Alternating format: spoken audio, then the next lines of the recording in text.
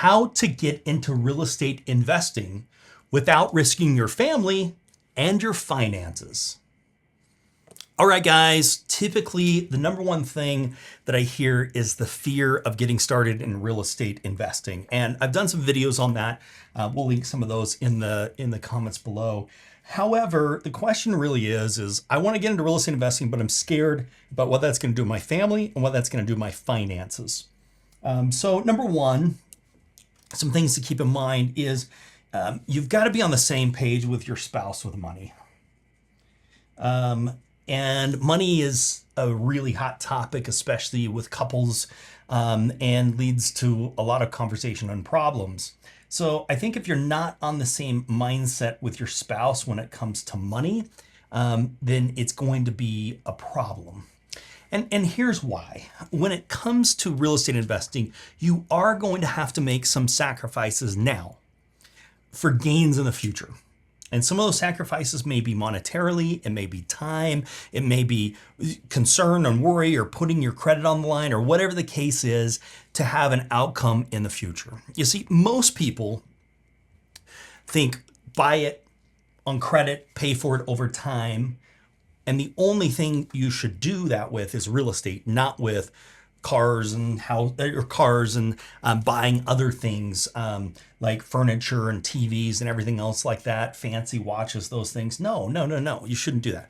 What you should be doing is using leverage for real estate and giving it time and then letting your real estate pay for those toys or those things that you want, but you have to have a long duration in that. So number one, if you're not on the same page with your spouse with money, you've really got to get on the same page. I'm a Dave Ramsey fan. I really like his, which book is it that I like? Let's find it. I think this is a really, really good book, Totally Money Makeover. I'll tell you where I disagree with him. I disagree with him on the credit cards. I really like using my credit cards, but I also pay them off every month. And I realize there's a temptation. So depending upon where you're at in that, I get all the perks and the travel and those things for my credit cards, and I don't really pay interest on them ever. And that's just how I'm set up, and I've been doing it forever. So that's not a concern. If credit cards are a problem, I think you look at his philosophy on those. But everything else, as far as getting on the same page, you're basically saying, hey, what is it going to cost us to live? So that gets us to the next thing. Okay, the next thing that we're talking about here is live on less than you make. If you're living on more than you make and you're going into the negative, you're a train wreck. And a lot of people are on that train wreck and they're keeping up with the Joneses, or they're buying things, or they're trying to do this, and they're not thinking about their future. So you've got to live on less than you make, and you've got to be on the same page with your spouse on money. So one of the things that we do is we kind of have a budget that we put together, which I know everybody thinks budget is a swear word, but it's really not. It's actually quite empowering, where we go and we say, hey, how much are we going to spend? How much do we make? Okay, we make X number of dollars. And how much are we going to spend? Well, how much are we going to spend on housing? How much are we going to spend on utilities?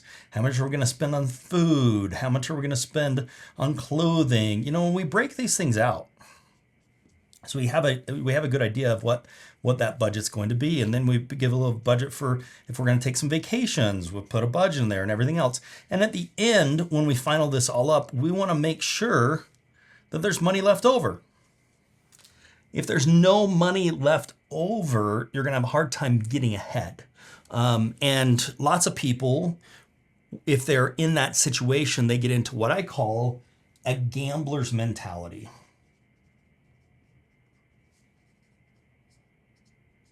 Okay? What a gambler's mentality is, it's the idea of, I'm 40, I'm behind, I don't have a lot of assets, and so I'm going to do some deals to make that up. That's the most horrible mindset you could possibly be in, because what it's going to do is justify you to take undue risks or look for things that have more than market returns than what you should be expecting and invest in those, which typically those are all garbage. They typically never produce results. They are fraudulent. They're this, they're that, the other. They're just not there. So anytime you're in that gambler's mentality, you're putting yourself in at risk to get into a very bad deal. So if you don't have a gambler's mentality, you should have an investor's mentality, which basically means you've got to be in this for the long haul. You've got to plan on making investments and making those over the long haul, letting appreciation do its work, and letting rents go up over time. We've talked about this, and we will talk about it again and again and again. This is the value of houses over time. Median value of houses over time, you can see, yes, are there some downturns? Yes. Was there a big downturn here? Yeah, it was about 20%. Yes, did it come back? You know, and then look from here. This is just crazy. 2020 Q2 just skyrocketed up. So, you know, these are all things to look at. The other thing is just median rents over time, right? We're just looking what's happening to the historical median rents over time. It's just going up and to the right. So that's really what we're looking for. So you can't get into that gambler's mentality of like, how can I make all this up? You've got to be into this mentality of how do I do good deals? Okay, so this is about good deals and letting time make it up. Okay, so that's the other thing. You've got to do good deals. You have to be willing to say no a lot. No needs to be the favorite word to most deals. Most people are looking at these deals in the wrong way. You want to be looking at the deals to say, hey, does this make sense? And is this real estate asset backed? It's also important. A lot of people think so big when they're talking about their family and their finances, where it's like, I've got to buy 100 homes or 20 homes or 10 homes or anything. I think the mindset is do one. Do one. And learn from it. And I can tell you right now, my first deal was not a great deal.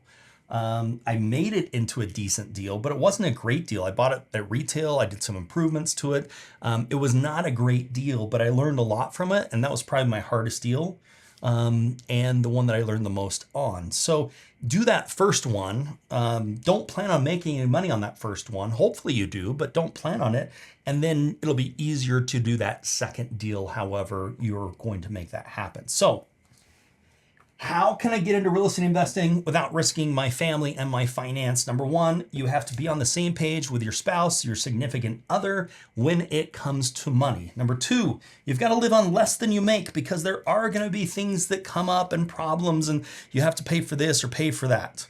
Number three, do not have a gambler's mentality. You shouldn't be looking at making up time. You should be looking at market returns for real estate over time and increases like we've been talking about here. The other thing is just do good deals. Don't just take in a deal that comes along. Now, this doesn't mean it has to be some screaming, you're getting it for half price or something like that, because those deals usually don't come along. But you want to be looking at deals that are going to have that long-term aspect for you. And the next thing is just get started with one. Do one deal and see what happens. Now, you're going to say, well, what type of deals should I actually be doing? Let's talk about that. Okay, so there's a few different types of deals that we can do. The first one is wholesaling. Okay, wholesaling is I put a property under contract. Okay, and what I do is I sell that contract for some money, say $10,000, and someone else pays me the $10,000, and then they take my place and they end up buying this house for the $100,000, so they're total into it $110,000. Okay. Now with this, you have to buy a really good deal, because this end buyer needs to be able to make money somehow, either through renting or reselling or whatever the case is. So that's wholesaling. Okay, typically going after off-market properties. The next thing we'll talk about is land flipping. These are developed lots. So basically lots that are there. And one of the things you'll learn with land is it's very illiquid. You can't go get a loan against it like you can on a house. Typically, lenders want you to put up your land as collateral for the construction, those types of things. And so land flipping is basically we're buying land from people that are in a distressed situation that need cash fast. And so it's saying, hey, I'll give you money today, but I need it for half price because it's going to take me a year to sell it, and I'll take on the market risk and the other risks to do that. And so we have some programs to help with wholesaling and with land flipping. The next thing you can get into here is fix and flip. Okay, fix and flip. I buy the property, I improve it. That improvement adds value add, and then I resell for a profit. Now, this includes finding a good deal. It includes going through the construction, closing it, doing all the repairs to it, reselling that property, and with hopes of making a profit. The other one is a fix and hold. Is where you buy the property, you fix the property up using the hard money lender's money, and then you refinance that into a long-term loan, like a DSCR loan or something like that, that's a fixed interest rate for 30 years. And you use the equity that you've done and improved in the value add to credit towards the refinance. Typically they want to refinance about 80% on the DSCR. So if you can create 80% of equity either through your purchase or through your value add, then you can refinance right into that. Now, the other one is just a buy and hold. Okay. Now with the buy and hold, the downside to this is you're going to have money down. Okay. Sometimes with these fix and holds, if you get a good enough deal, you do the right rehab, you can come in with little to no money down. But if I'm going straight to a buy and hold, I'm going to have to come up with the money for the down payment, and I'm going to have to come up with money for repairs because I'm not getting a loan from a hard money lender. I'm getting a long-term loan, and the property is going to have to be in certain condition. So banks don't lend on properties that are in need of work. So these are the type of investments that I can be doing that's going to help my family. Now, it's really important. Most people are really attracted to doing the wholesaling, the land flipping, and doing the fix and flip. They're really attracted to those things, and for good reason. Okay, these are awesome strategies. However, building long-term wealth only happens with the fix and holds. Because you're not going to see the value of the property increase. You're not going to see your rents increase unless it's something that you're holding over a long duration, over a long period of time. So it's a combination of some of these. So don't plan on one of these strategies being your home run hit to take care of all your problems. If you're looking for long-term wealth, cash flow is king. And so that's what you're looking for. And that's really one of the things that I look at is I say, what is, when you talk about somebody being wealthy, my definition of wealth is how many days you can go without having to work. Now, having to work means I don't have to. I may choose to, but I don't have to. So how many days can you go without having to work? And if you can get that to where it's indefinite, I could go as many days as I want to. That in my book is financial freedom. Okay. But when we talk about that, there's two sides to this. When we talk about how many months I can go without having to work, there's two sides of this. There's the spending side, and then there's the cash flow side. Okay, the spending side. If I spend $10,000 a month, it's going to take a whole lot of cash flow to do that. But if I spend $5,000 a month, it's going to take a lot less to get to there. So there's two sides to it. There's the spending and then there's the cash flow side. So I can either decrease my expenses, live on less, or I increase my cash flow. So that's the two sides of this, right? So what am I trying to do?